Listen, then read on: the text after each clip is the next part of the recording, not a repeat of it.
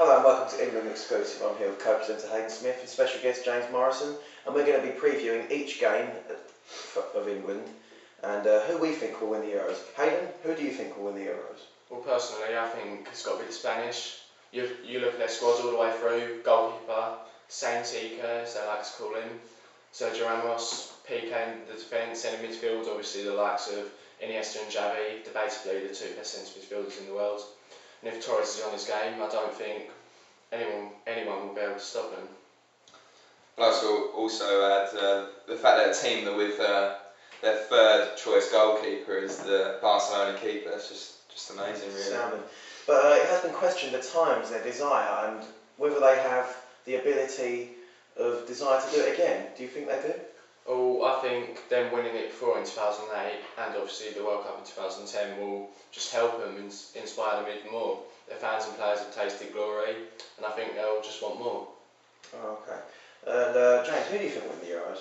Well, personally, I think it's got to be Holland, the almighty Dutch. I mean, they've got a great attacking force, such as Robin van Persie. Obviously, you've got Robin van der Vaart and Dirk Kuyt, the workhorse that he is. And Van Persie's been on great form recently, done wonders for the club, top goal scorer in the Barclays Premier League, and scored 2 the other night in a pre-championship friendly. And he's going to be a big name for the national team, but can he do it for country is the question. Yes, that's a very valid point. They do have an astounding front line, don't they, the Dutch?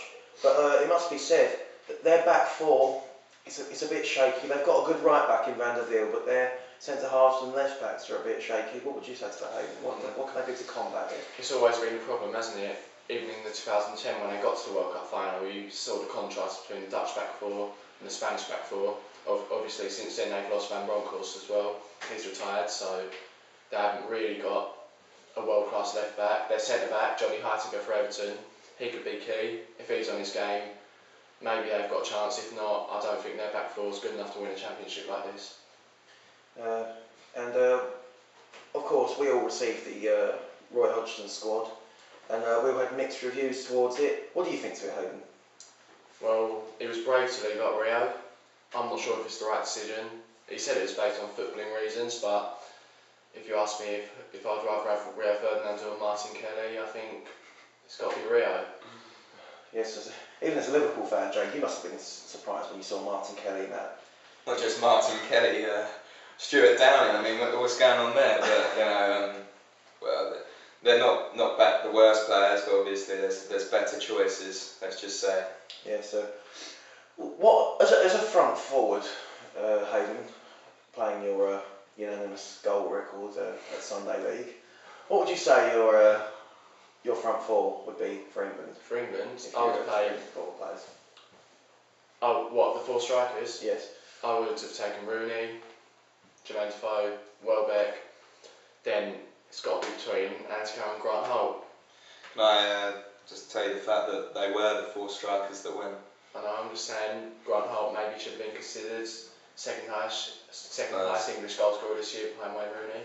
Perhaps he doesn't have the real attitude to play for England, such as Andy Carroll would. Maybe not. Andy Carroll, maybe you could say, will be better in a big game. His price tag, maybe it's time for him to prove that he's worth £35 million. Yes, definitely. And where do you see England ending up? Well, I think the France game's key. If we lose that game, we won't win the group. And if we don't win the group, we'll most likely end up drawing the Spanish in the quarterfinals if they win their group. And I just cannot see us beating them. James, would you be happy with quarterfinals? Oh well, yeah, I suppose first major championship for the gaffer. I suppose the quarterfinals would be a good target. Obviously, I'd like to see them reach the semis, considering we haven't got the hardest group in the world.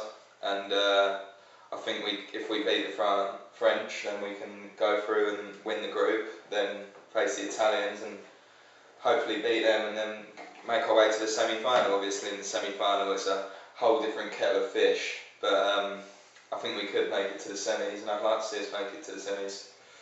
Well, our first upcoming game is against France, and they have transformed under Laurent Blanc. Hayden, what do you think of France's real danger men? Well, obviously they're unbeaten in 20 games, and that's got to be because of key players like Karim Benzema. He's done it for his club all year.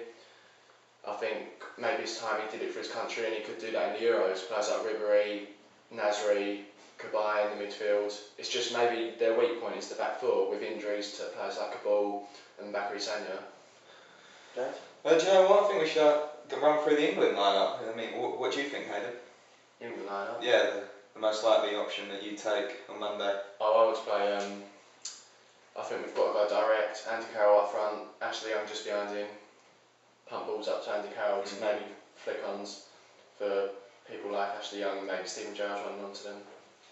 So, what are you thinking about the back four situation? Who do you think is going to take the centre back role? Would it be Lescott, maybe Jagielka? It's got to be John and Joey Lescott for me. Mm. Well, there's been question marks against John Terry whether he should be playing for England until after the racism row. And he, of course, he's got a court hearing after the Euros. What do you make of that, Hayden? Well, I think John's a better player than Ray Ferdinand, but maybe they could have both played together. I don't know what Roy has said to both of them, but we'll see if it's the right decision. James, what do you think we can do to get behind our team? We've got to get behind the team. We've got to just show strong support, really. I mean, we're not taking many fans over to Ukraine and Poland, but the fans that do go, they need to be strong support. Obviously, there's the famous saying, the 12th man is the fans. So we've got to get behind the team, show our support, and hopefully they do the work on the pitch. I think the media is a key influence to the team, Hayden. Would you say that being a positive media could lead to a successful campaign? Of course, negative press will make the team put their heads down, which we can't have. With a confident side, anything can happen, and that will come from positive press. Do you think we'll ever get a 1966 moment again? Of course, but I can't see it happening this time. Can't see it happening in the near future either. And we heard some astounding news a couple of days ago that Jermaine Defoe's father was had passed away.